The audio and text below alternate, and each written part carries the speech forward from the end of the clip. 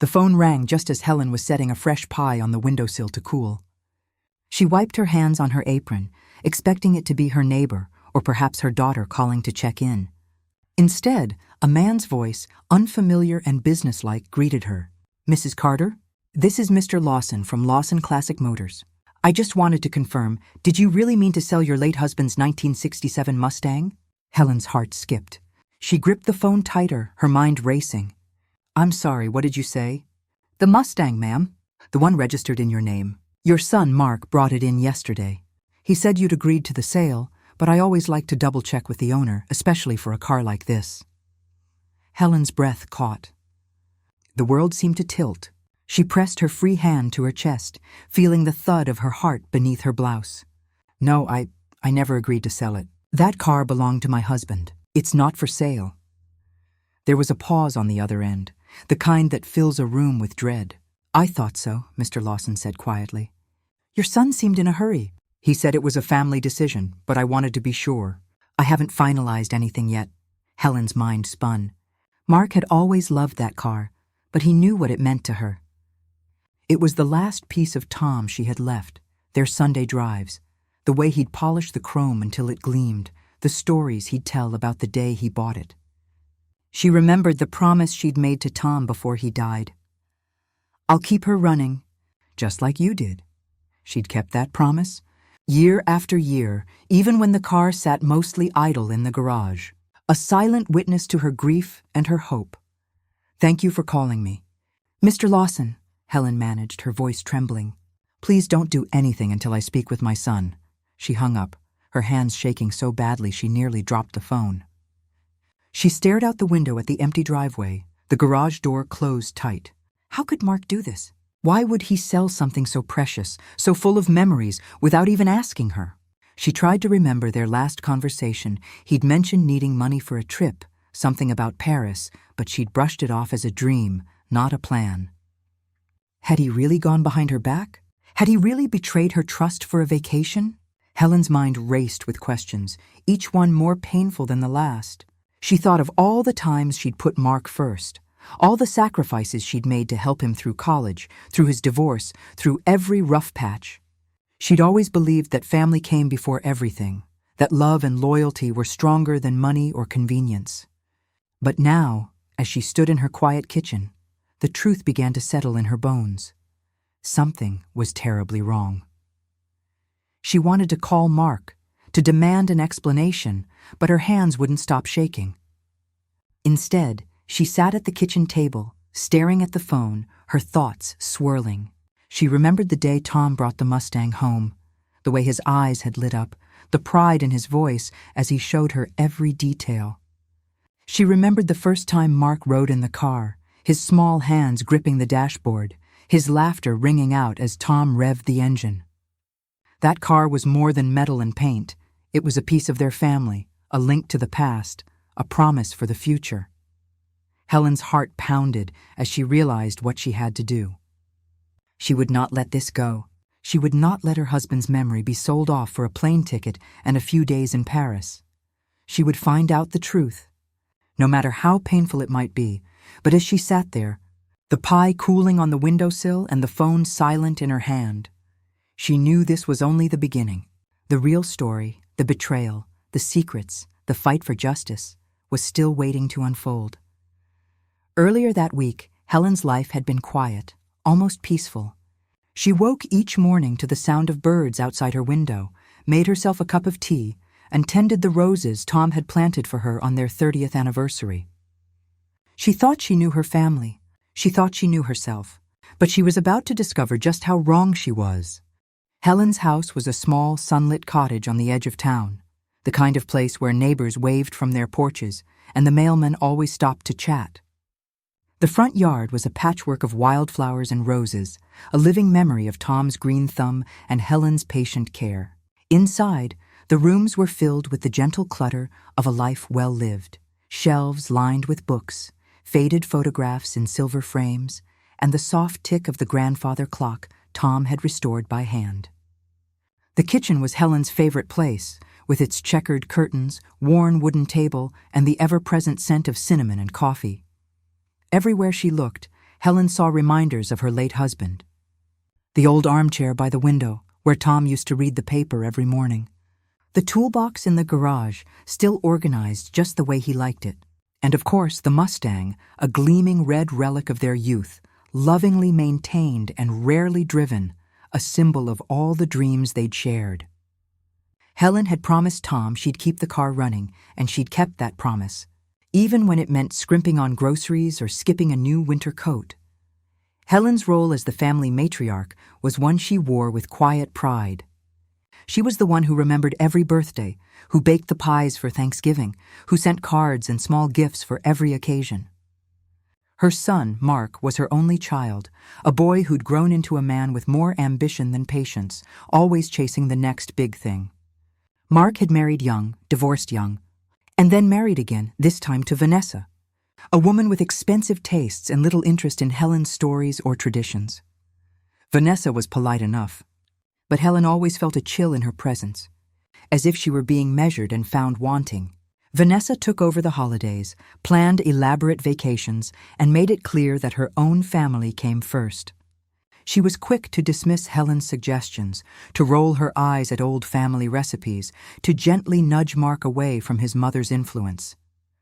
Helen tried not to mind, but it stung to be left out of decisions, to be treated as an afterthought in her own family. Mark and Vanessa had 2 children, Olivia and Ben, both in their teens. Olivia was bright and ambitious, always busy with school and friends, while Ben was quieter, more reserved, happiest when tinkering with gadgets in the garage. Helen adored them both, but she often felt like a visitor in their lives, someone to be tolerated rather than cherished. She tried to stay involved, attending school plays, sending care packages, offering advice when asked, but more and more, she found herself on the outside looking in. Despite the distance, Helen never stopped loving her family. She kept a scrapbook of every card, every photo, every note from her grandchildren. She made sure the house was always ready for visitors, just in case someone decided to drop by. She kept a pot of soup simmering on the stove, a plate of cookies on the counter, and a light in the window every night. She told herself that was enough, that being the quiet backbone of the family was its own reward. But sometimes, late at night, Helen wondered what would happen if she stopped. If she stopped calling, stopped baking, stopped reminding them of all the little things that held them together. Would they notice? Would they care? Or would they simply move on, their lives unchanged by her absence? Helen's days were filled with small acts of devotion, the kind that rarely drew attention but quietly held a family together. She clipped coupons and sent them to Olivia at college, knowing her granddaughter was too proud to ask for help but always grateful for a little extra. She baked Ben's favorite banana bread and left it on the porch when he was too busy to come inside. She sent Mark and Vanessa anniversary cards, even when she suspected they barely glanced at them before tossing them in a drawer. She kept the house spotless, the garden blooming, and the garage organized, just in case someone dropped by and needed a tool or a place to sit and talk. But as the years passed, Helen began to notice the subtle ways she was being edged out of her own life. Vanessa's comments grew sharper, her patience thinner. "Helen, you really shouldn't be climbing ladders at your age," she'd say, taking the hedge clippers from Helen's hands. "Let Mark handle it, or, it might be time to think about downsizing. This house is a lot for one person." Mark, always eager to avoid conflict, would nod along, never quite meeting his mother's eyes. Family dinners became less frequent, replaced by quick visits or rushed phone calls. Vanessa planned elaborate vacations for the family, trips Helen was never invited to join. "It's just easier with the kids, Vanessa would say, her tone apologetic, but her eyes cold. Helen would smile and wave them off, then close the door and let herself feel the sting in private. The holidays, once Helen's favorite time of year, became a source of anxiety. Vanessa insisted on hosting Thanksgiving and Christmas, her home immaculate and her table set with expensive china. Helen would bring her famous stuffing or a homemade pie, only to find it pushed to the end of the buffet, barely touched. She'd sit quietly at the table, listening to Vanessa's family reminisce about their own traditions, feeling more like a guest than the matriarch she'd once been. Despite the slights, Helen never complained. She told herself it was enough to see her family happy, to know she'd done her best. She found comfort in her memories of Tom, in the quiet moments spent tending his roses or polishing the Mustang. She kept his old flannel shirt draped over the back of his chair, his favorite mug on the kitchen shelf. She talked to him sometimes, late at night, telling him about her day, her worries, her hopes for the children. But lately, Helen had begun to sense that something was changing. Mark seemed distracted, his visits shorter, his conversations more guarded. Vanessa was always on her phone, whispering in the hallway or stepping outside to take calls. Helen caught snippets of conversation, words like money, Paris, and she'll never notice. That made her uneasy. She tried to brush it off, telling herself she was being paranoid. But the feeling lingered. One evening, as she was locking up for the night, Helen noticed the spare set of car keys was missing from the hook by the door. She searched the house, checking every drawer and pocket, but they were nowhere to be found. She asked Mark about them the next day, but he just shrugged. "Maybe you misplaced them, Mom. You know how things get lost in this old house." Helen nodded, but the doubt gnawed at her. She started paying closer attention, watching for signs that something was amiss. She noticed Mark spending more time in the garage, Vanessa making more frequent trips into town. She found receipts for expensive dinners and shopping sprees, charges she didn't recognize on the credit card statement. She tried to ask about them, but Mark brushed her off, promising to explain later. If only they knew what she was capable of. How much she noticed, how much she remembered, how fiercely she could fight when pushed. Helen felt a slow burn of anger begin to replace her sadness. She was tired of being dismissed, tired of being taken for granted. She resolved to keep her eyes open, to trust her instincts, to be ready for whatever was coming. And as she stood in the quiet kitchen, the missing keys heavy on her mind, Helen realized that the warmth of her home was giving way to a chill she couldn't ignore. Something was wrong, and she was determined to find out what it was, no matter what it cost her. Helen's morning began with a sense of unease she couldn't quite name. She made her tea, glanced out the window at the dew on the roses, and tried to shake the feeling that something was missing. It wasn't until she went to the garage to fetch her gardening gloves that the truth hit her like a punch to the chest. The Mustang was gone. The space where Tom's car had always sat, gleaming, cared for, a piece of her heart, was empty. For a moment, Helen thought she must be mistaken. She checked the driveway, the street, even the neighbor's yard, but there was no sign of the car. Her hands shook as she called Mark. He answered on the second ring, his voice too casual. "Hey, Mom, everything okay?" "Mark, the Mustang is gone. Did you take it somewhere?" There was a pause, then a sigh. "Yeah, Mom, I sold it. Vanessa and I needed the money for our Paris trip. I thought you'd understand. It's just a car." Helen's breath caught. "Just a car? That was your father's. You know what it meant to me." Mark's tone hardened. "Dad's gone, Mom. We can't keep living in the past. Vanessa's always wanted to see Paris, and this was our chance. Besides, you never drive it. It was just sitting there collecting dust." Helen felt the world tilt. "You had no right. That car was mine. It was part of our family." Mark's voice grew defensive. "I'm your son. I thought you'd want to help. We'll bring you something nice from Paris. Don't make this a big deal." Helen hung up, her hands trembling. She felt a wave of humiliation and anger. She thought of all the times she'd put Mark first, all the sacrifices she'd made, and now he'd sold the one thing she'd promised Tom she'd protect. She wanted to scream, to cry, to demand that someone make it right, but she knew she was alone. The news spread quickly. Vanessa posted photos of herself and Mark at the airport, champagne in hand, with captions about living our best life. Friends and neighbors commented with congratulations. But Helen saw the undertone. People knew about the car, and they knew it hadn't been Mark's to sell. At church that Sunday, Mrs. Evans pulled Helen aside. "I heard about the Mustang. I'm so sorry, dear." "That must have been hard." Helen forced a smile, but inside she was burning. She felt exposed, betrayed, and utterly powerless. She spent the afternoon in the garden, pulling weeds with more force than necessary, trying to work out her anger in the soil. That evening, the phone rang again. It was Mr. Lawson from the dealership. "Mrs. Carter, I wanted to follow up.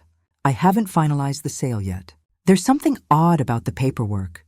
Your late husband's name is still on the title, And there's a lien from years ago that was never cleared. I thought you should know before anything goes through. Helen's heart pounded. A lien? I didn't know about that. What does it mean? It means the car technically isn't free and clear. If someone else has a claim, the sale could be challenged. I'd recommend you look into it before signing anything. Helen thanked him, her mind racing. She realized that Mark hadn't just betrayed her. He might have gotten himself into legal trouble as well. She dug through Tom's old files, searching for anything about the car's title or the supposed lien. She found a folder marked Mustang, filled with receipts, insurance papers, and a letter from a bank she didn't recognize. As she read through the documents, a new suspicion took root. Had Tom kept something from her? Had Mark known about the lien? Or had he simply been careless? Helen's heartbreak was slowly replaced by resolve. She would not let her husband's memory be tarnished, nor would she let her son's selfishness go unchallenged. She called Mark again, her voice steady. I spoke to the dealership. There's a problem with the title. We need to talk, Mark sounded annoyed. I'm in Paris, Mom. Can't this wait? No, it can't. You've made a mess and I'm not cleaning it up for you. When you get back, we're going to sort this out. And until then, I'm going to find out exactly what you've done. She hung up, her hands no longer shaking. For the first time since Tom died, Helen felt a spark of her old self returning. She would fight for what was right, for Tom's memory, and for her own dignity. The betrayal was public and humiliating, but Helen was done being dismissed.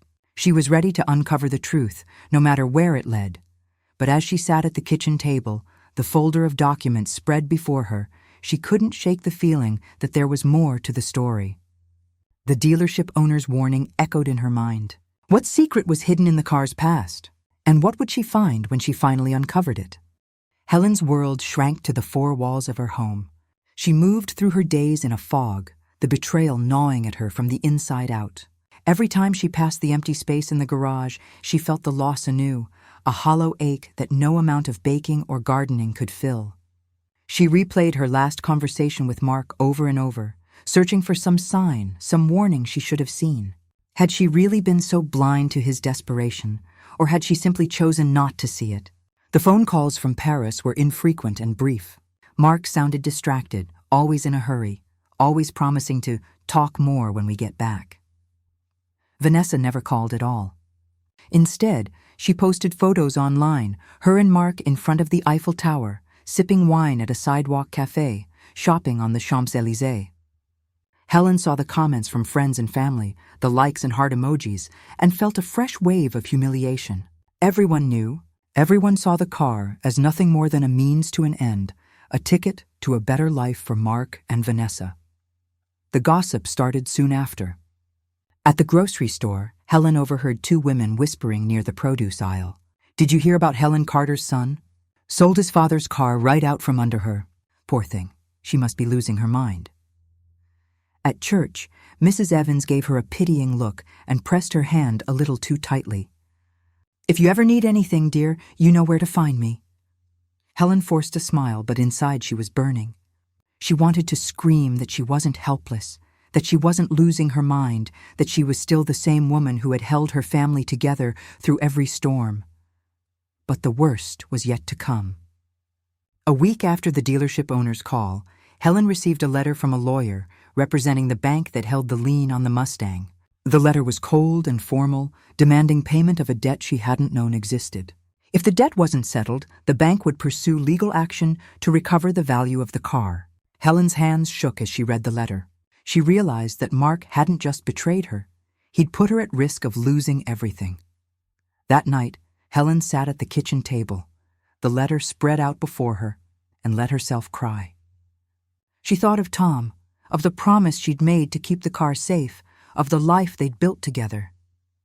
She remembered the way he used to hold her hand, the way he'd laugh when she got flour on her nose, the way he'd look at her as if she were the only person in the world. She missed him more than ever, missed his steady presence, his quiet strength. She wished he were here to tell her what to do. But as the tears dried, something inside Helen shifted. She realized that she couldn't rely on anyone else to fix this, not Mark, not Vanessa, not even Tom's memory. She would have to stand up for herself, to fight for what was right, to protect the legacy she and Tom had built. She wiped her eyes, squared her shoulders, and began to make a plan. The next day, Helen called Mr. Lawson at the dealership. "I need to know everything about the sale," she said, her voice steady. "Who signed the paperwork? What did Mark tell you? Was there anything unusual about the transaction?" Mr. Lawson was sympathetic. "Your son said you'd agreed to everything, but I had my doubts." He seemed nervous, kept checking his phone. "And there was a man with him, said he was a friend, but he did most of the talking. I still have the paperwork here if you want to look at it." Helen agreed to come by the dealership. She spent the afternoon poring over the documents, searching for anything that might help her case. She noticed that Mark had forged her signature on several forms and that the friend had signed as a witness. The dealership owner pointed out a discrepancy in the VIN number, something that could indicate the car was worth far more than Mark had claimed. Helen's mind raced as she left the dealership, clutching copies of the paperwork and a business card from Mr. Lawson. The discrepancy in the VIN number gnawed at her. She remembered Tom mentioning years ago that the Mustang was a rare model, one of only a handful ever made, with a special engine and custom features. Had Mark known? Had he lied about the car's value to get a quick sale, or was there something even more sinister at play? That evening, Helen called her old friend Ruth, whose late husband had been a mechanic. Ruth listened quietly as Helen explained everything: the missing car, the forged signature, the bank's letter, and the strange details about the sale. "You need to talk to someone who knows classic cars," Ruth said. "Let me call my nephew Sam. He's an appraiser. He'll know what to look for." Sam came by the next day, a kind man with grease under his fingernails and a gentle way of explaining things. He looked over the paperwork, whistling softly when he saw the VIN. "Helen, this isn't just any Mustang. This is a Shelby GT500, one of the rarest models out there. If it's in good condition, it could be worth 6 figures, maybe more." Helen's heart pounded. Mark told the dealership it was just a regular Mustang. "He sold it for a fraction of that." Sam shook his head. "He either didn't know or he didn't want anyone else to know. But if the dealership finds out, they'll want to keep the car or flip it for a huge profit. And if the bank gets involved, you could be on the hook for the debt and lose any chance of getting the car back." The realization hit Helen like a wave. Mark hadn't just betrayed her trust. He'd stolen a piece of her history, her marriage, her identity. And he'd done it for a vacation, for a few days in Paris and a handful of Instagram photos. But Helen wasn't alone. Ruth and Sam promised to help her, and Mr. Lawson agreed to hold off on finalizing the sale until Helen could sort things out. Lily, sensing her grandmother's distress, started coming by after school, helping with research and offering quiet support. Even Ben, usually so withdrawn, sent her a text. "I'm sorry, Grandma. I didn't know." "I love you." Helen's anger hardened into resolve. She began gathering evidence, emails, texts, receipts, anything that might prove Mark's deception. She met with a lawyer who assured her that forged signatures and misrepresentation could void the sale and protect her from the bank's claims. The lawyer also suggested that Helen file a police report, just in case Mark tried to cover his tracks. The family's tension reached a breaking point when Mark and Vanessa returned from Paris. Helen confronted them in the kitchen, her voice steady but cold. "You lied to me. You forged my signature. You sold something that wasn't yours to sell. And you put me at risk of losing everything Tom and I built together." Mark tried to bluster, but Vanessa cut him off. "You're making this a bigger deal than it is, Helen. We needed the money." "You never even drove the car." Helen stood her ground. "It wasn't about the car.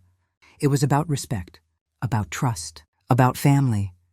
The confrontation left the family fractured, but Helen felt a new strength rising within her. She realized that she didn't have to accept being dismissed, being used, being betrayed. She had allies, she had evidence, and she had the truth on her side. But as she prepared for the legal battle ahead, Helen knew the worst was yet to come. There were still secrets buried in the past, secrets about the car, about Tom, about the family she thought she knew.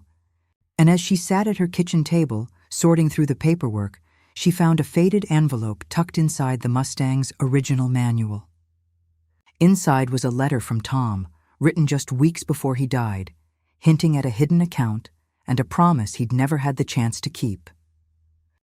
Helen sat at her kitchen table, the faded envelope from Tom trembling in her hands.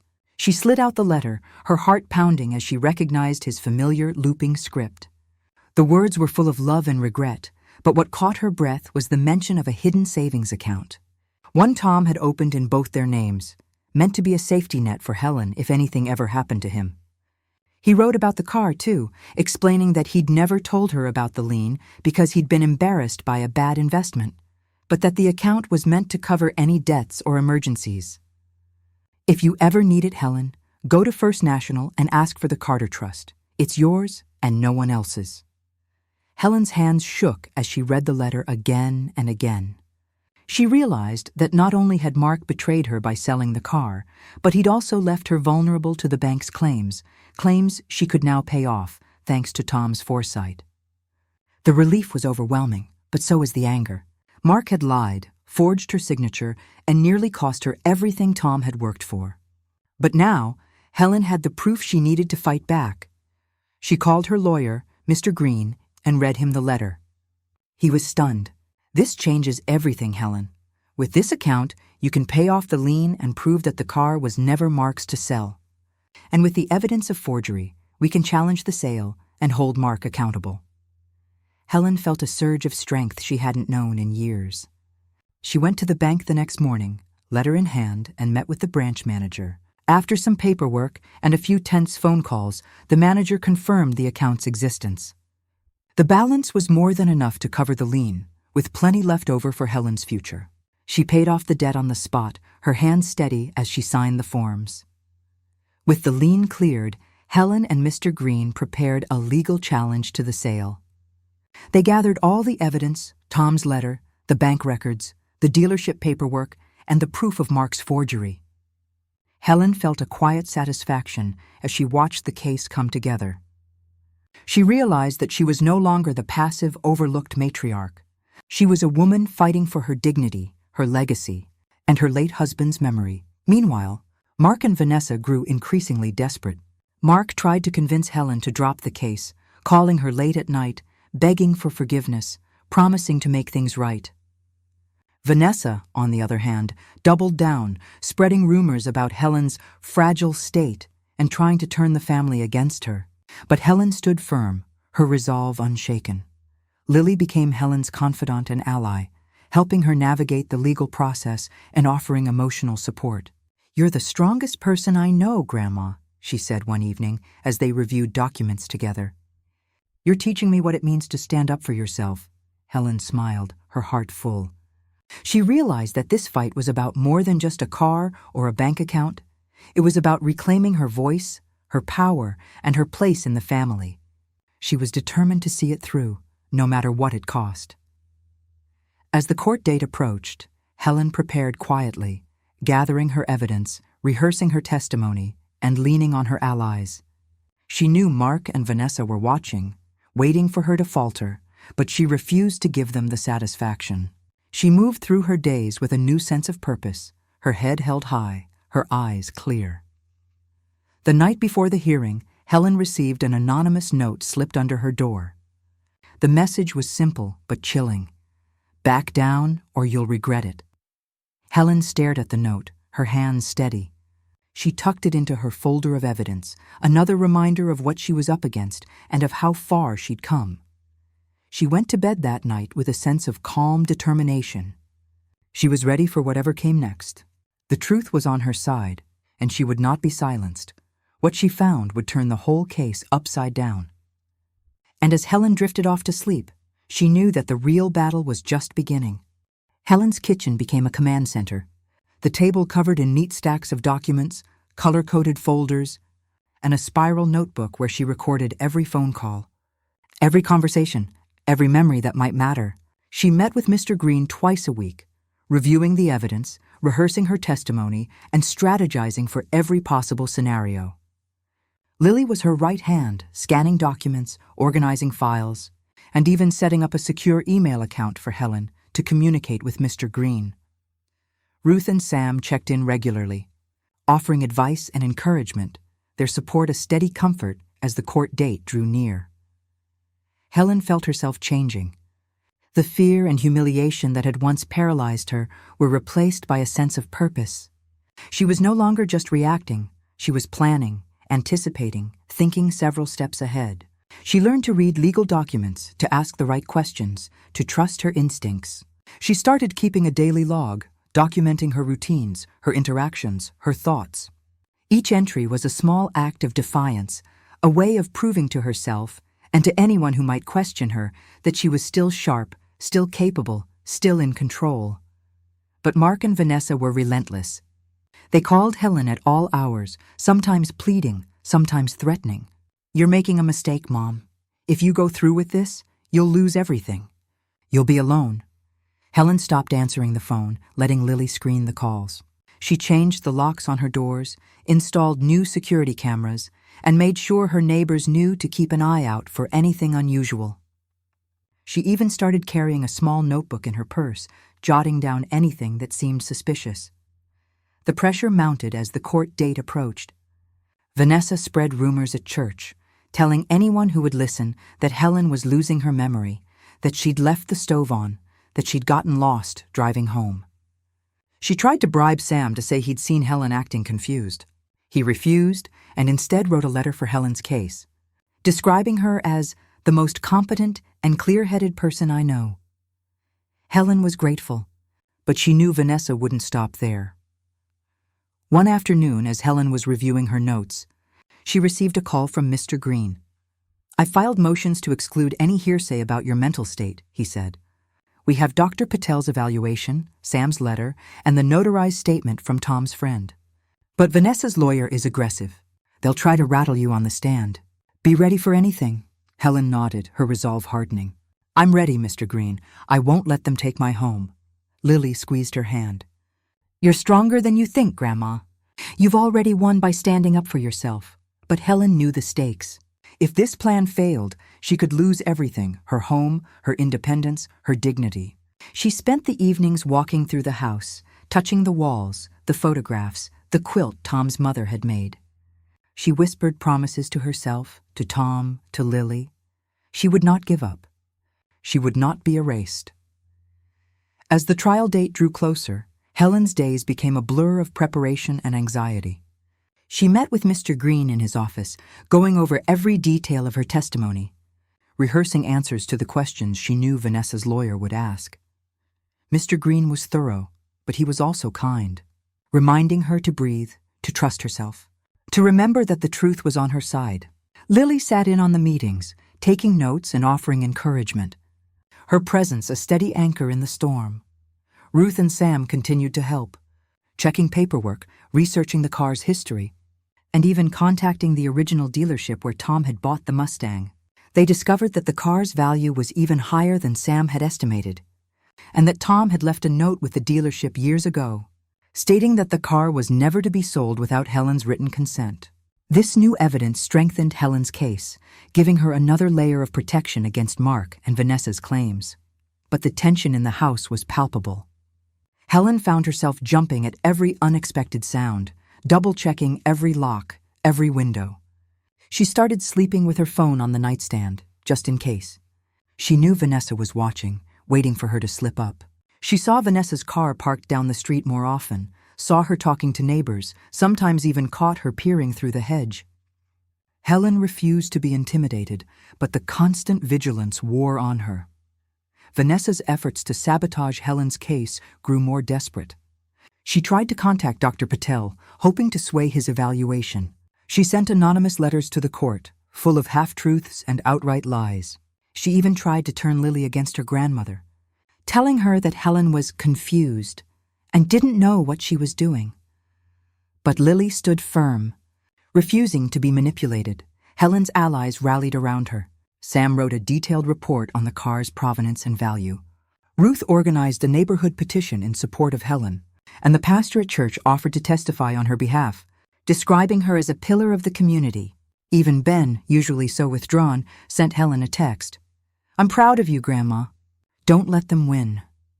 The night before the trial, Helen sat alone in the living room, the house quiet except for the ticking of the old clock. She reviewed her notes one last time, her hands steady, her mind clear. She thought of Tom, of the life they had built together, of the promise she had made to protect their home and their legacy. She thought of Lily, of Ruth, of all the people who believed in her. She knew the battle would be hard, that she might lose more than just the car, but she also knew she wasn't alone. As she prepared for bed, Helen found a note slipped under her door. The handwriting was unfamiliar, but the message was unmistakable. "Back down, or you'll regret it."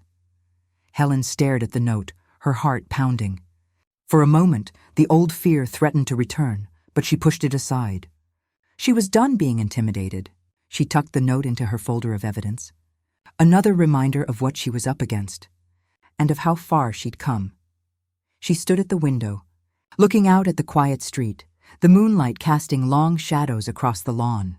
She whispered a promise to herself, to Tom, to everyone who had ever doubted her. "I will not give up. I will not be erased. Tomorrow I fight." The morning of the hearing dawned gray and heavy, the sky threatening rain. Helen dressed with care, choosing a navy skirt and a soft white blouse, Tom's old watch on her wrist. She looked in the mirror and saw a woman who had survived heartbreak, loss, and now betrayal. She took a deep breath, squared her shoulders, and walked out the door, Lily and Ruth at her side. The courthouse was already buzzing when they arrived. Neighbors lingered on the steps, some offering quiet encouragement, others just watching with curiosity. Inside, the courtroom was packed, family, friends, and strangers all drawn by the spectacle of a family at war. Helen felt their eyes on her as she entered, but she kept her gaze steady, her steps measured. She would not let them see her fear. Mark and Vanessa sat at the plaintiff's table, their lawyer beside them. Vanessa's expression was cold, her lips pressed into a thin line. Mark looked tired, his eyes darting around the room, never quite meeting Helen's. Lily sat behind Helen, her face pale but determined. Ruth and Mr. Green, Helen's lawyer, sat with her, offering quiet words of encouragement. The judge entered, and the room fell silent.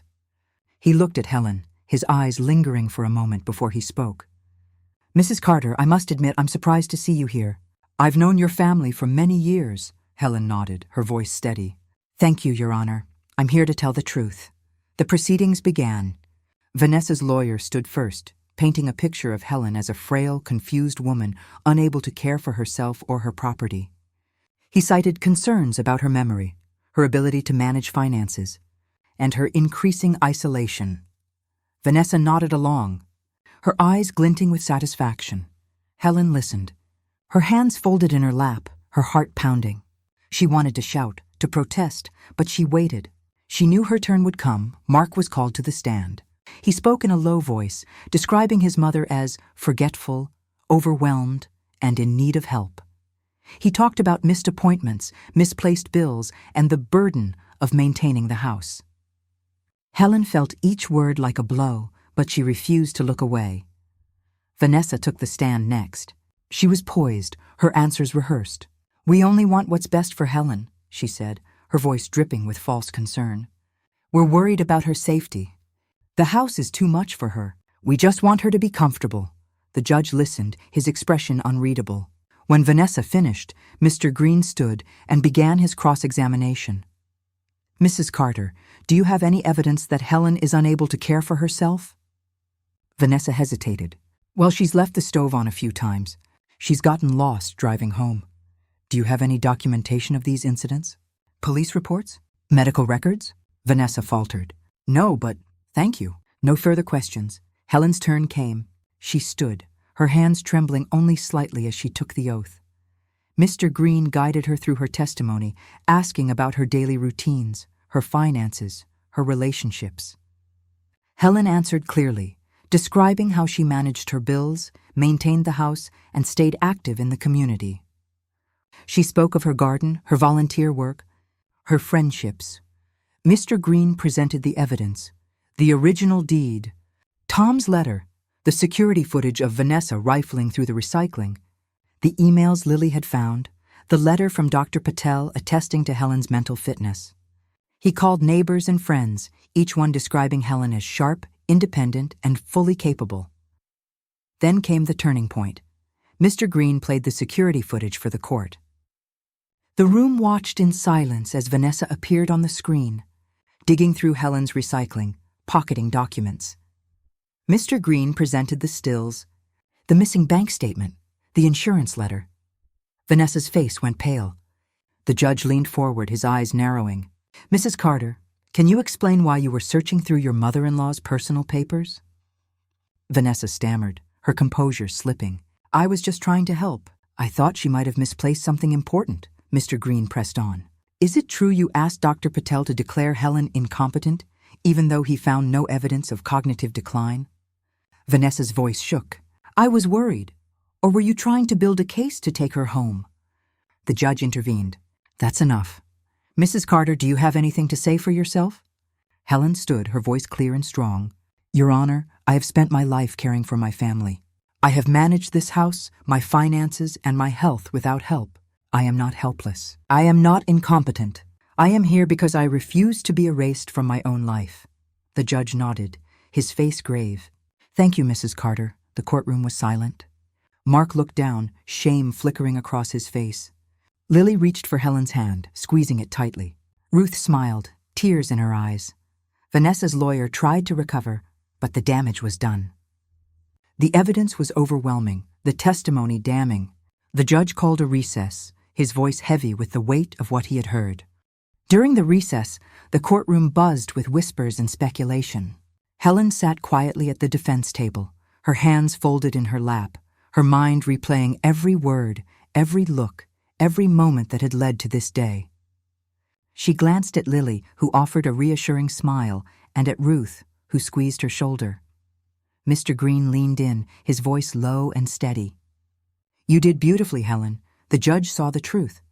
Now we just have to hold our ground." Across the aisle, Vanessa was in heated conversation with her lawyer, her face flushed with anger and fear.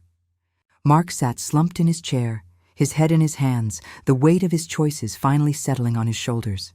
Helen felt a pang of sadness for her son, but she knew she couldn't save him from the consequences of his actions. He would have to find his own way back. When the judge returned, the room fell silent once more. He called Vanessa back to the stand. "Mrs. Carter, you've been accused of tampering with evidence and attempting to manipulate medical testimony. Do you have anything further to say?" Vanessa's voice was barely audible. "I was just trying to protect my family. I thought I was doing the right thing." The judge's gaze was stern. "Protecting your family does not mean destroying someone else's life. The evidence shows a clear pattern of manipulation and deceit. This court does not take such actions lightly." Mr. Green called Lily to the stand. She spoke with quiet conviction, describing her grandmother's daily routines, her sharp memory, her kindness and independence. "My grandma is the strongest person I know," she said, her voice trembling with emotion. "She's always been there for us. She doesn't deserve this." Helen felt tears prick her eyes as she listened to Lily's testimony. She realized in that moment that she was not alone.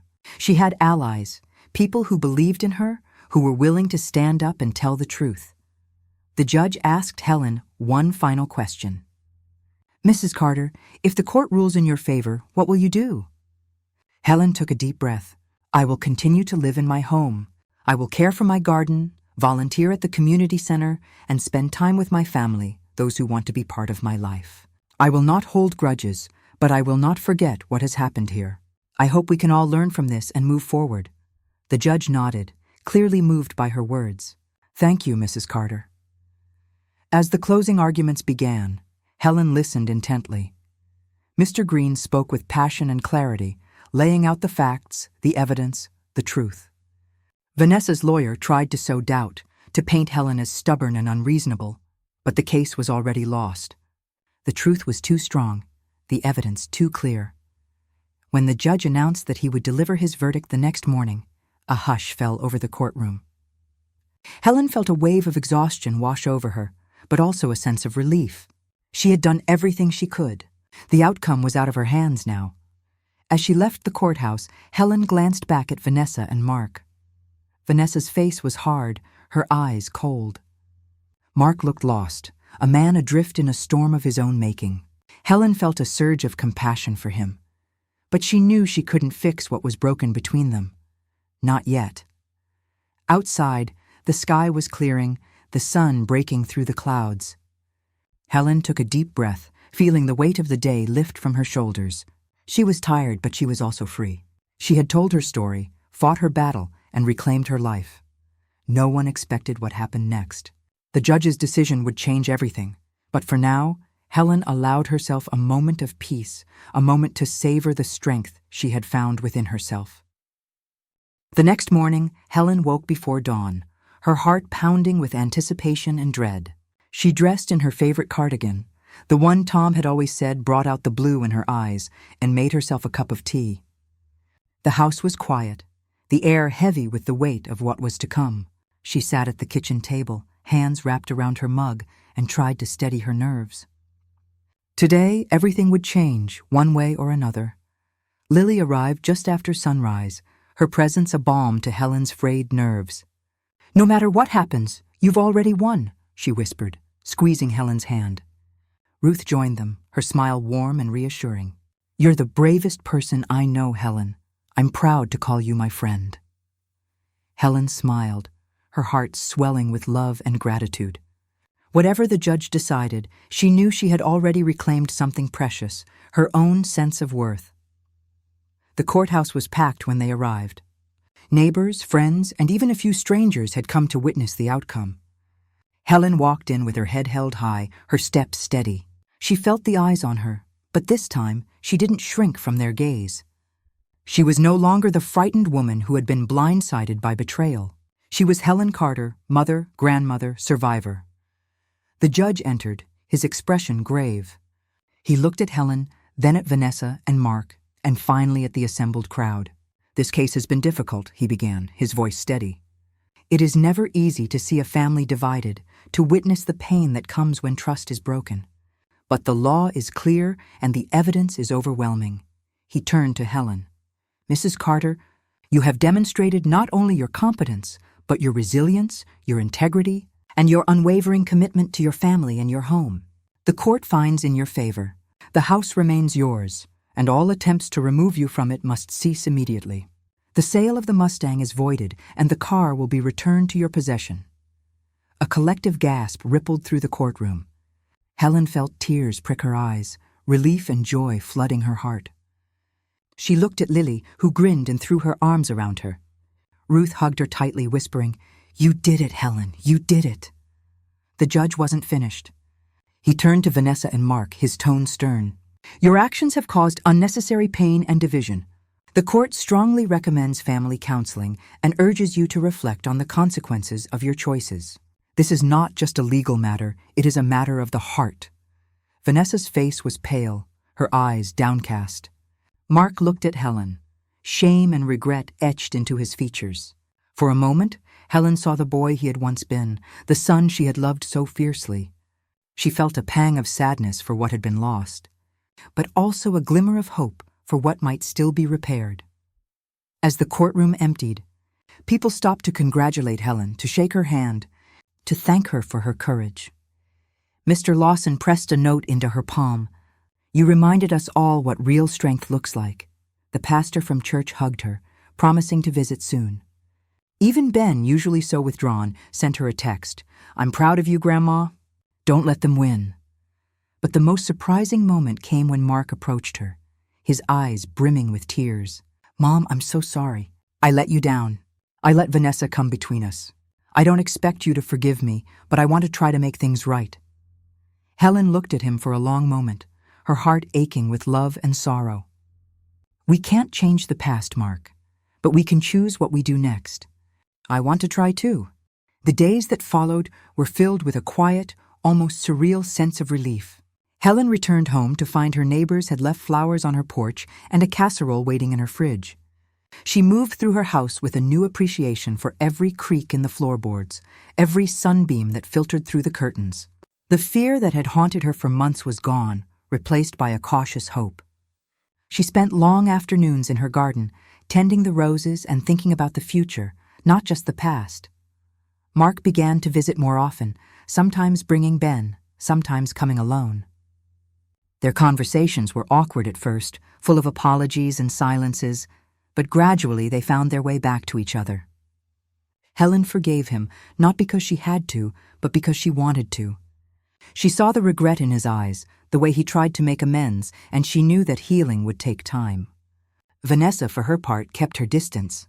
She sent a letter of apology, but Helen sensed it was more about saving face than true remorse.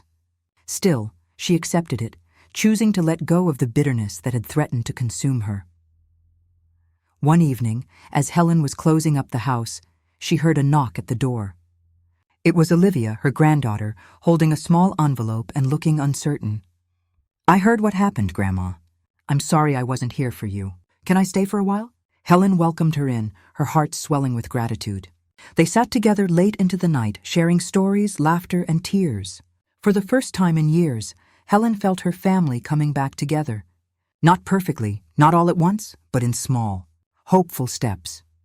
The community center where Helen volunteered offered her a new opportunity to lead a support group for women facing family betrayal and legal battles. At first she hesitated, unsure if she was ready to share her story so publicly. But Lily encouraged her, reminding her of the strength she had shown. Helen agreed, and soon found herself surrounded by women who saw her not just as a survivor, but as a guide. She listened to their stories, offered advice, and found healing in helping others. One afternoon, as she was preparing for a group meeting, Helen received a letter in the mail. It was from Tom's old friend, a lawyer who had helped draft the original deed to the house. Inside was a note. "Tom always said you were the strongest person he knew. He'd be proud of you." Tucked inside was a copy of the deed, annotated with Tom's handwriting, a final, loving reassurance that the home was always meant to be hers. Helen smiled, tears slipping down her cheeks. She realized that her journey wasn't just about keeping a house or winning a court case. It was about reclaiming her voice, her dignity, and her place in the world. She had faced betrayal, fought for justice, and found redemption not just for herself, but for her family. And as she stood in her garden, the sun setting behind her, Helen knew she was finally home. Helen's home felt different now. The air was lighter, the rooms brighter, as if the house itself had been holding its breath and could finally exhale. She moved through her days with a new sense of peace, savoring the quiet moments that had once been tinged with anxiety. The kitchen, once a place of worry and whispered phone calls, was now filled with the scent of fresh bread and laughter. Helen found herself humming as she worked, her heart no longer weighed down by fear. The family's dynamic had shifted, subtly but unmistakably. Mark visited regularly, sometimes with Ben, sometimes alone. Their conversations were honest, sometimes awkward, but always real. Helen saw the effort he made to rebuild trust, to show her that he was sorry, that he wanted to be part of her life again. She forgave him, not because she had to, but because she wanted to. She understood now that forgiveness was not a gift for the other person, but a release for herself. Vanessa remained distant, her pride still a barrier, but Helen no longer let it trouble her. She had learned that she could not control other people's choices, only her own. Olivia became a frequent visitor, often staying for dinner or spending the night. She and Helen would sit on the porch, talking late into the evening about school, friends, and the future.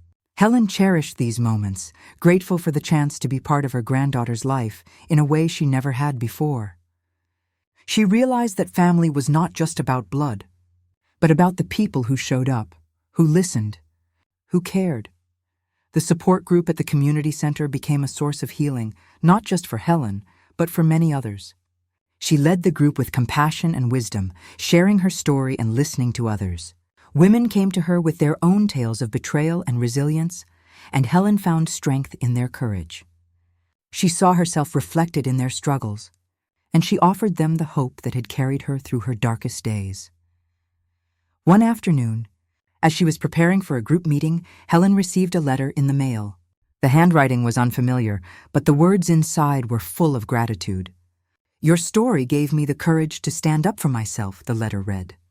"Thank you for reminding me that it's never too late to fight for what's right." Helen smiled, her heart full. She realized that her journey had become more than just her own.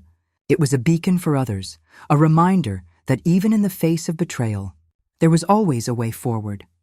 Helen often reflected on the lessons she had learned. She understood now that standing up for herself was not selfish, but necessary.